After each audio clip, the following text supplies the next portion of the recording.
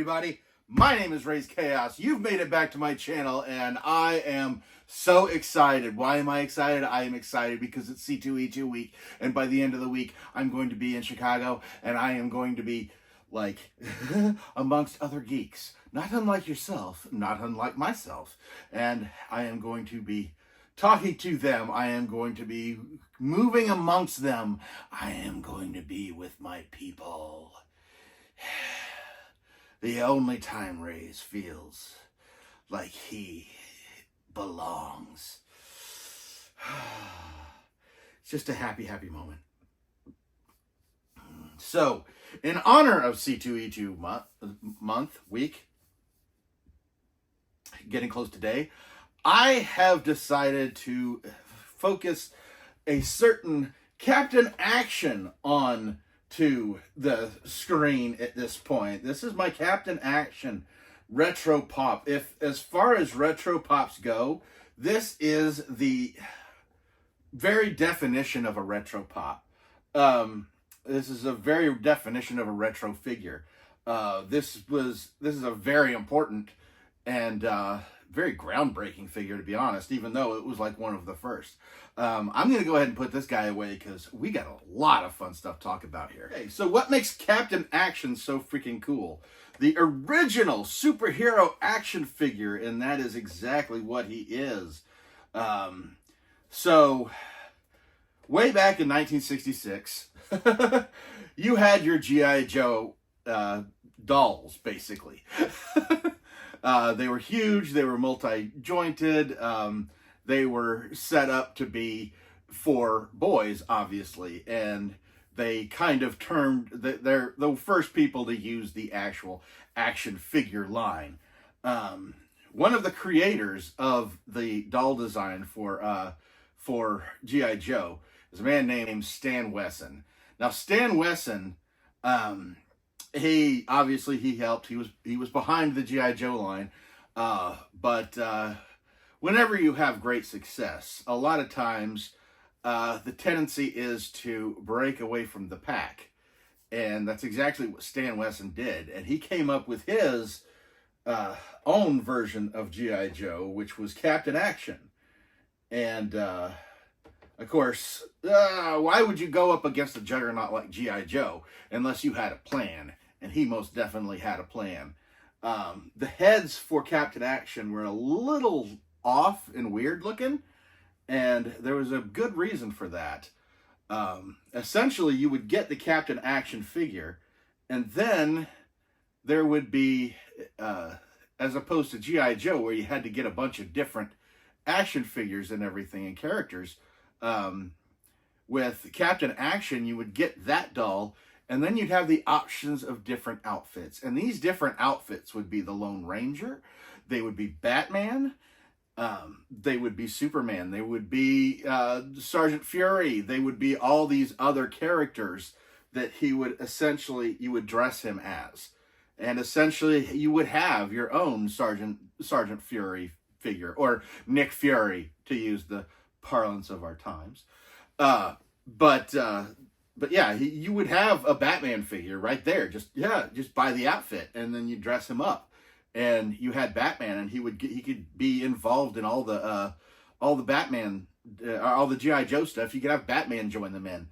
And it was a very successful line. He was able to do that with Spider-Man. He had licenses with DC and Marvel, and he was able to pull these characters. He could do James Bond. He could do whoever he wanted to, just dressing up the character.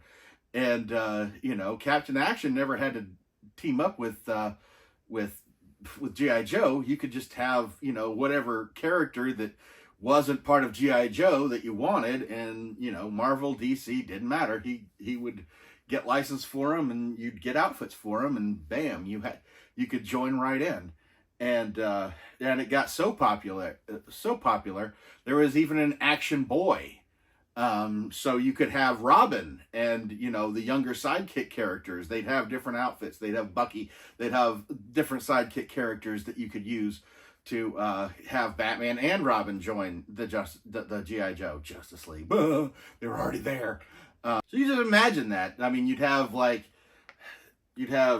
Captain Action for all the heroes. You'd have the Action Boy for all the sidekicks like Tonto or Robin or whoever. Then you had the girls, which this is one heck of a name. The female line of characters were known as Super Queens Posen Dolls. And Super Queens Posen Dolls. This was the 60s. But then you'd have like Batgirl, Supergirl, whoever else. Like I said, he had the licenses for both DC and Marvel. And his company was Ideal Toys. And that's where Captain Action was found. And again, you would buy this figure. You would buy the figure. And then everything else would be the costume dress-up version of it, which would be considerably less in price as far as getting a whole new action figure. So that was really the big claim to everything. Once you got that action figure, you had an action figure of whoever you wanted to have. And if you did want to just follow, Captain Action, Action Boy, and Super Queen Poser Doll Woman, I don't know. He actually did have a villain, and that villain was a large blue alien known as Dr. Evil. Not the one you're thinking of, but he had Dr. Evil. Dr. Evil had a lair. Captain Action had a lair. He had his own vehicles that were specifically Captain Action. So yeah, they had a whole line of this character himself, but really the bread and butter came from mixing him up with other different properties, which was a brilliant idea. And I mean, obviously it's no big secret why this died down, because Ideal Toys being able to pull this off and everything, it really wasn't like DC having their own figures. So eventually when they wanted to do that, it was kind of pointless to do that, even though, Captain Action and Captain Action and Action Boy, I mean, you even had like Green Hornet and Kato, I mean, they got every license they possibly could. But eventually every company decided to do their own thing, so that essentially left Captain Action with his own storyline, which was never, I mean, while it was there, but the majority of the story there was created by the kids that played with him. And like I said, most of the kids that played with him were playing Batman or Green Hornet or, Sergeant Fury or Lone Ranger or any of the other character properties that they had. So it was a pretty natural end to the toy line. It being as successful as it was, it definitely deserves a spot as far as being showcased. But I'm going to go ahead and take this guy out now and have a look at him. This is Captain Action. He is about as generic as you get. And, of course, he would be, because it was really everything. But, he had everything you needed right there, because, I mean, he even came with his own ray gun. So when you got, like, Buck Rogers or Flash Gordon, he already had the ray gun. And the big crazy knife, I don't even know what that's about. But yeah, it's a huge milestone as far as being the first classic superhero action figure. That belongs to Captain Action. Unfortunately, there really wasn't much to the actual Captain Action character other than essentially, I think they had it to where he could actually morph into these characters. But again, you can't really have your own story of this going on when he's morphing into all these licensed characters without doing a deal with everything. You can't have, the Lone Ranger morph into Batman all of a sudden. There's a whole conflict there.